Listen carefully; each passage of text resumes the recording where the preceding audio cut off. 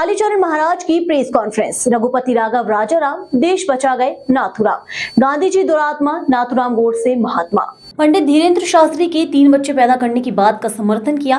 कहा, हिंदुओं को 10 बच्चे पैदा करना चाहिए। पाकिस्तान में जितना सम्मान हिंदुओं का है, उतना ही मुस्लिमों को भारत में सम्मान मिलना चाहिए। देश के हिंदू एक साथ आए, वर्ण व्यवस्था पूरी खत्म हो, जन्म आधारित कोई वर्ण न हो, स्कूल में बच्चों की जाति लिखने पर रोक लगे। साधु संतों को राजनीति में आना चाहिए। धन नहीं है इसलिए मैं चुनाव नहीं लड़ूंगा। वक्फ वोट खत्म कर देना चाहिए। हिंदू विरोधी सभी कानून खत्म होना चाहिए। क्या बोलूं? किस संदर्भ में गुरुजी हाँ। प्रेस कॉन्फ्रेंस है और क्या आप शेयर करना चाहते हैं?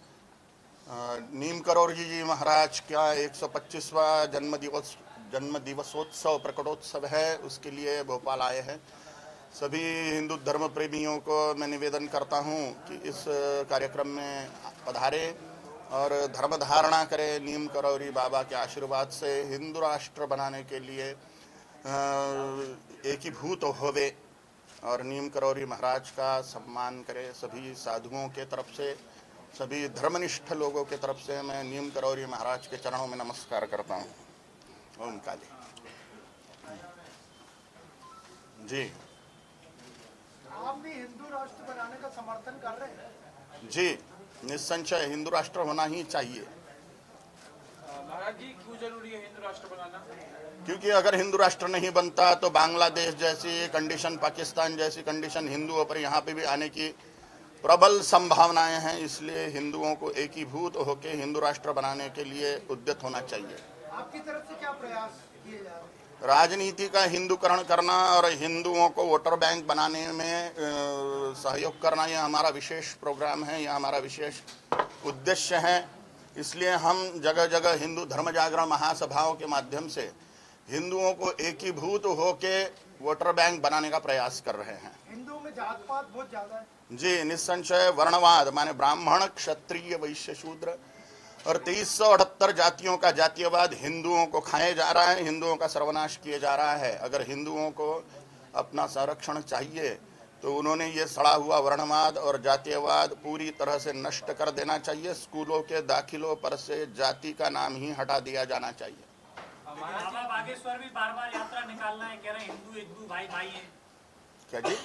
बाबा बागेश्वर पंडित धीरेन्द्र शास्त्री यात्रा निकाल रहे हैं हिंदुओं को लेकर। हाँ जी, 1 करोड़ हिंदू की आवश्यकता है। होना ही चाहिए। सिर्फ 1 करोड़ नहीं है, हिंदू जो भारत के 94 करोड़ हिंदू है वो सारे के सारे एकीभूत हो जाएं और वोटर बैंक में परिवर्तित हो जाएं। बागेश्वर धाम जी महाराज का मैं पूरी तरह से समर्थन करता हूं और सभी हिंदुओं को आपके सभी चैनलों के माध्यम से हाथ जोड़कर विनती करता हूं कि सड़ा हुआ वर्णवाद, जातीयवाद तोड़ते हुए बागेश्वर बाबा को सपोर्ट करिए, उनके हिंदुओं के एकीभूत करने के अभियान में शामिल होइए। वही शंकराचार्य वो कह रहे हैं कि वर्ण व्यवस्था प्राचीन है तो वर्ण व्यवस्था खत्म नहीं होनी चाहिए। चातुर्वर्ण्यम मया सृष्टम गुणकर्म विभागशः तस्य कर्तारमपि मां विद्य कर्तारमव्ययम्, ये भगवद गीता का वाक्य है। चारों वर्णों की रचना गुण और कर्मों से है। जन्म से कोई भी ब्राह्मण, क्षत्रिय, वैश्य, शूद्र नहीं है, इसलिए कर्म से ब्राह्मण, क्षत्रिय, वैश्य, शूद्र होता है। इसलिए जन्म से ब्राह्मण, क्षत्रिय, वैश्य, शूद्र मानना यह महापाप है। भगवद गीता के अनुसार भगवान के विरोध में जाना है। इसलिए सभी हिंदुओं ने वर्णवाद, जातीयवाद का त्याग कर देना चाहिए।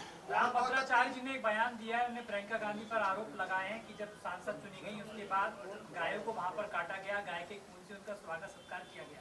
कांग्रेस की नीति थी कि पिंक क्रांति करे, जगह जगह कत्ल खाने खोलें, गाय काटे, बैल काटे और भारत बीफ एक्सपोर्टर बने दुनिया का सबसे बड़ा, ये उनकी योजना ही थी।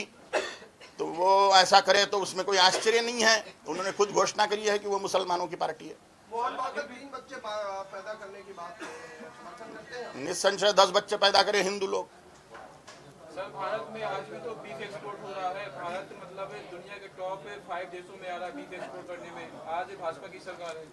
निस्संशय चोरी छिपे, निस्संशय गायें काटी जा रही, 1 लाख गोवंश रोज काटे जा रहा है। इस पर अगर नियंत्रण चाहिए तो हमें कट्टर हिंदुवादी राजा लोग सभी क्षेत्रों से चुन के भेजना चाहिए। राजनीति में 4150 विधायक, 545 लोकसभा सांसद, 250 राज्यसभा सांसद हैं। ये सभी के सभी पूर्णतः धर्मनिष्ठ हिंदुवादी होने चाहिए, तो ही हम संपूर्ण गोवंश हत्याबंदी का केंद्रीय कानून बना सकते हैं, लव जिहाद विरोधी कानून बना सकते हैं। CAA, UCC, NRC पूरी तरह से लागू करके 7 करोड़ रोहिंग्या जो भारत में घुसे हुए हैं उनको बाहर फेंक सकते हैं दूध में गिरी हुई मक्खी के जैसा, अगर हम राजनीति का हिंदूकरण कर देते हैं तो, और हमारा यही उद्देश्य है।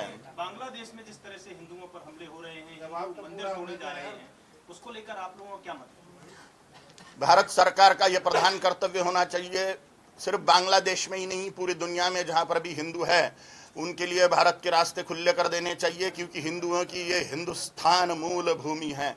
ये भारत भूमि के सिवा हिंदू जा भी कहाँ सकता है, यहाँ पर ही उसका संरक्षण संभव है।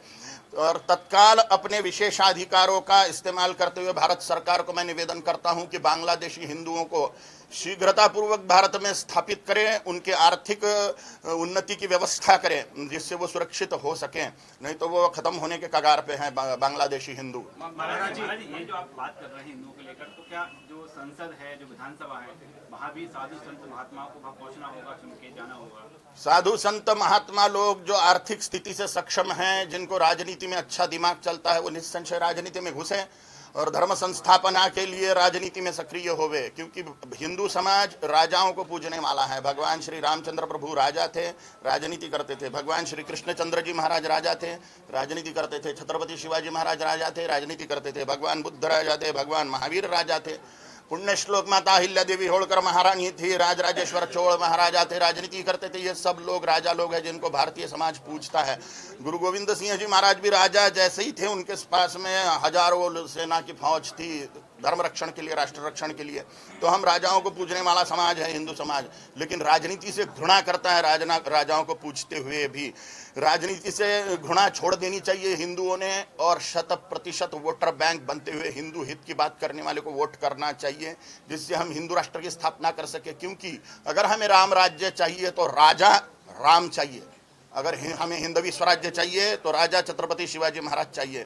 हिंदवी स्वराज्य की स्थापना के लिए, हिंदुओं के स्वराज्य की स्थापना के लिए, भारत हिंदू राष्ट्र बनाने के लिए राजनीति का हिंदूकरण करना और हिंदुओं को 100% वोटर बैंक बनना अत्यंत आवश्यक है। इसमें सबसे बड़ा विघ्न सड़ा हुआ वर्णवाद और सड़ा हुआ जातीयवाद ही है। इसको पूरी तरह से हमें विष के जैसा त्याग देना चाहिए।